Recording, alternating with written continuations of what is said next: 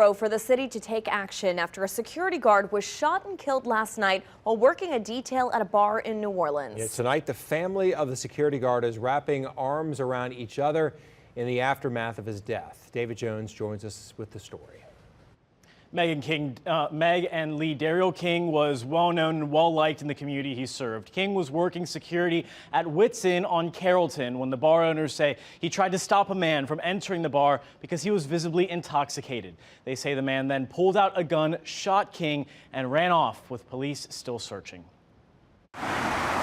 No mother or any human being, a person, ever expects that call. But for Carol Turner, that call came in the dead of night. My world rocked. We never know. We never know when our last day of time gonna be here. Her son, 53-year-old Daryl King, had been gunned down while working security at Wits Inn on Carrollton. We're asking the community, do not harbor this individual. Do the right thing. His family wrapping arms around each other in mourning. He was a father, he was a brother, he was a cousin, he was a son, he was a grandfather. A dedicated community servant, King used to work in the homeless community. He recently ran for the Orleans Parish Democratic Executive Committee. He loved church, cooking, and the Dallas Cowboys. But it was just his presence. It was his quirky jokes at times. It was sometimes his jokes that nobody seemed to get but him. In many ways, things that he had experienced growing up that, didn't do well for him, he wanted to make a change. King's death comes at a time of heightened scrutiny of businesses along the Carrollton corridor. I'm lucky to have known him. Everybody who's met him is lucky to have known him. Thomas Ecker is president of the Mid-City Neighborhood Organization.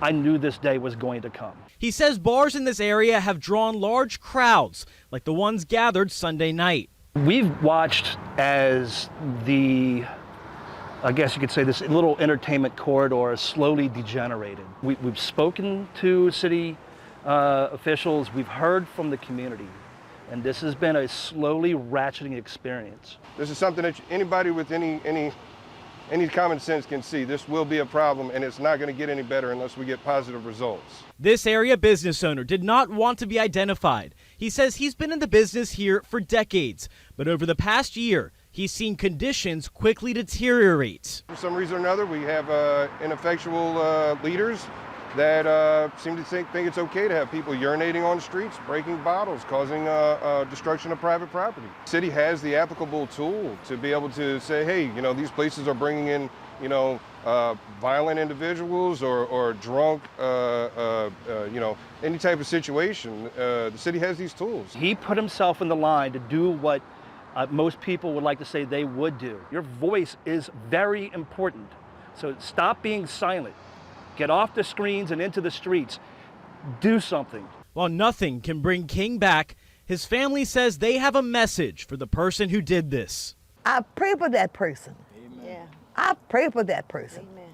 How dare you have the audacity to play God? How dare you try to be God? Only God can give it, and only God can take it away. It was my child's time to go, and I accept that. What's sad about it is the way he left here.